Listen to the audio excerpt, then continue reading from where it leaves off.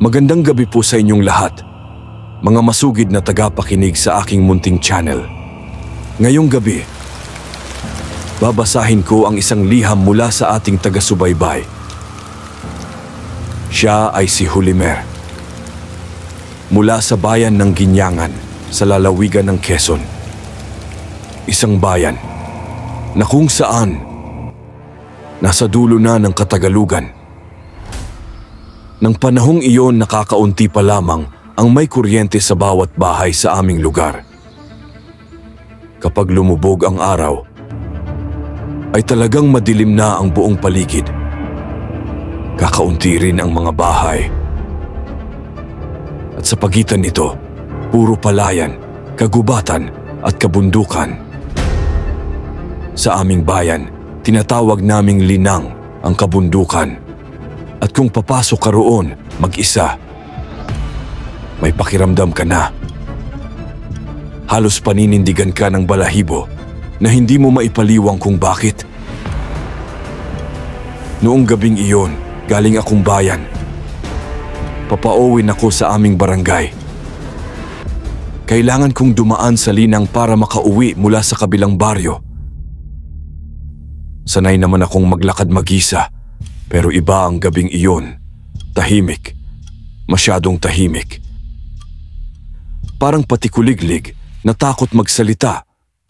Habang naglalakad ako, bigla kong naramdaman ang bigat sa paligid. Parang humihigop ng hangin ang mga puno at bawat hakbang ko, parang mas bumibigat ang paa ko. Nakakaramdam ako ng takot, pero sinasabi ko sa sarili ko, baka imahinasyon lang yon. Hanggang sa marinig ko, may mga mabibigat na yabag sa gilid ng daan. Hindi ito yabag ng tao. Mabigat, parang yabag ng malaking hayop. Pero walang hayop na ganun sa lugar namin, maliban na lang kung... Pagtingin ko sa di kalayuan, nakita ko siya. Isang nilalang na matangkad, mahaba ang buhok, at ang ulo, parang sa kabayo. Tikbalang, sakto ang sabi ng matatanda. Tuwid ang tindig, pulang-pula ang mga mata at nakatingin diretso sa akin. Hindi ako makagalaw, parang nanigas ang buong katawan ko. Pero nang kumilos siya, alam kong hindi ako ligtas.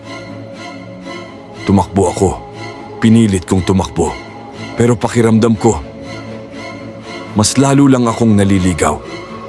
Sa bawat paglingon ko, andun pa rin siya. Minsan nasa unahan, minsan sa gilid.